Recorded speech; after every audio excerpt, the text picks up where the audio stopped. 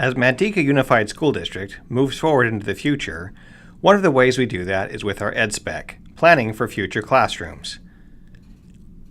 Looking at the past, we see a different scenario. These students are not engaged in the learning. They're interrupting the flow, they're causing problems, and maybe at least some of that has to do with their environment. As we consider future classrooms in the Ed Spec, we know that we don't want it to look like this. Nothing but sitting in rows, every student isolated, on their own, lacking creativity, lacking communication, or collaboration. 21st century learning has got to be different. Ed Spec is designed to really be the driving force for all facilities all the time. And so this goes to your oldest school, like the French Camp School, all the way to the newest school, maybe the Ethel Allen as we start to phase 1 in that school. It's to look at, as you do modernization, as you do any kind of reconstruction of a school site, it's saying, hey, let's look to see what are those parameters we want to see or make sure we include for the benefit of the kids. To be inclusive of teacher voice, we held an MUSD staff thought exchange. Some of the top thoughts included wanting dedicated junior highs, wanting equity in the form of projectors in every classroom, in the form of having similar facilities at every campus, equity in the form of having every teacher get prep time. Some teachers also voiced concern about new furniture. Others are concerned about making sure buildings are up to date. Stock science labs or adequate materials were a concern. Everyone wants bigger classrooms. Teachers also noted that the outside is just as important: playgrounds, grass, trees, etc. After looking at our thought exchange, we talked to some former students. We wanted to know what they appreciated about MUSD. I took everything that I learned from BTech and I took it with me, so I kind of had a little more knowledge, I guess you could say. Full of the skills that we would need to, like the bed, the gurneys, the ambulance, stuff like that, hands-on, was really helpful. We were in groups of 2 and 4, so she could easily walk around and it didn't feel like we were going to go sit in rows and just be talked to. It was very much like an interactive environment. We also asked these students for suggestions. How would you change our classrooms? Maybe having an area where you are lectured to kind of thing, and then more of a lounge area or where couches are, or a space that's meant for groups to work together, discuss things, because I think the discussion element of learning is so important to kind of check your own understanding and collaborate with other people's understanding, and then I think that just adds to a deeper understanding. To get a better idea of what the Ed Spec needs, we visited the classroom. Everything matters about where they are based on their ability levels, and I take my ELs into consideration and my students that have special needs in consideration. So my groups are very planned out strategically, and it's all to encourage collaboration. So instead of me having to write out the questions and then come up and do it, it can all be done on the smartboard. I could type up the questions and they can come up and be interactive with the smartboard.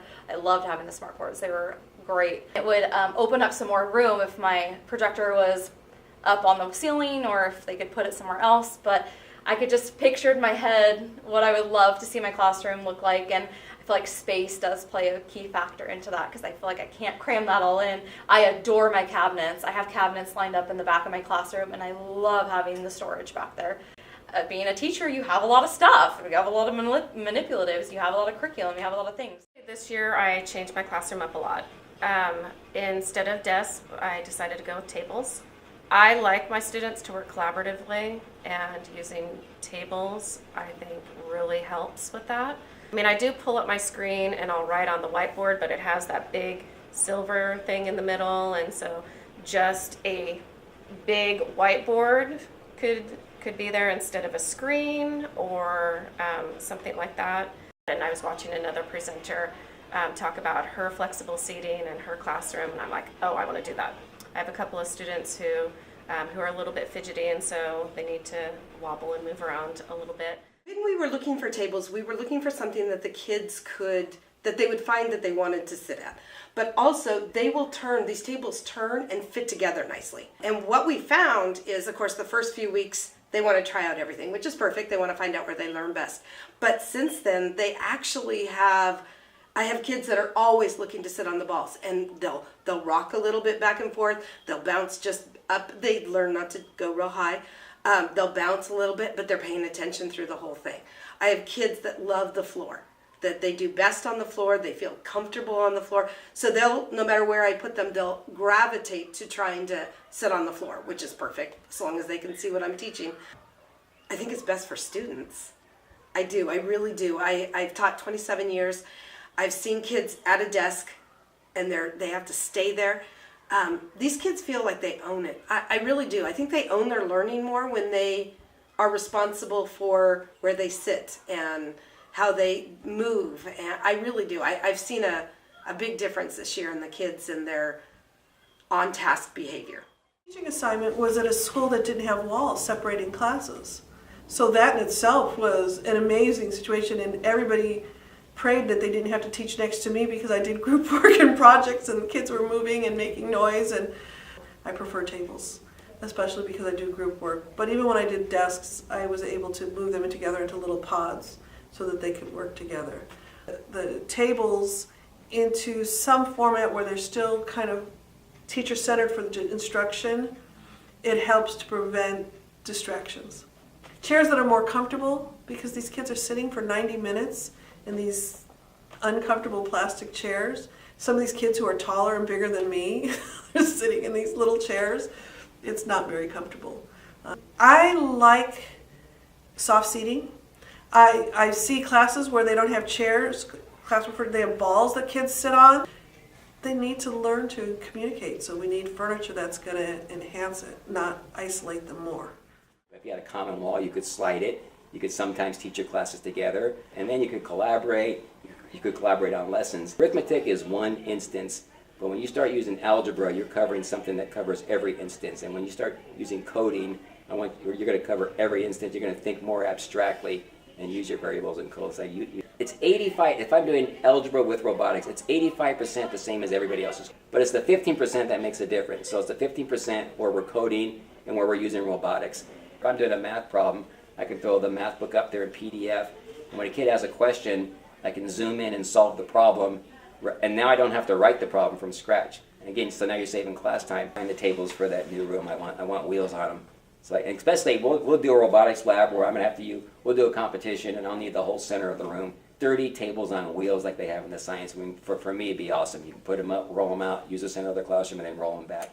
Getting that vicarious experience through your peers and learning to work together as a team. You're also building, these 21st century skills along with learning the science behind it and the STEM behind it. The ideal classroom would be obviously a lot larger, and then I think it would be nice to still have your space for notes or lecture or anything like that, but then another area where they just have the freedom to create and build and run their experiments.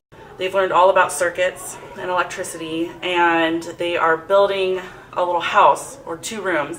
One has to have a working series circuit and one has to have a working parallel circuit.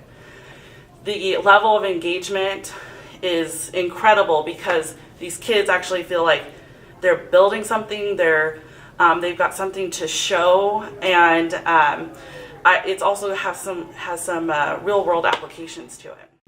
Here in MUSD, we know that we can shift our relationship between teaching and learning. Every teacher is willing to try technology and see how it works and try different aspects and modules and whatever it be. I think the future of education could be a lot more effective. So I think it's just that openness that's very necessary.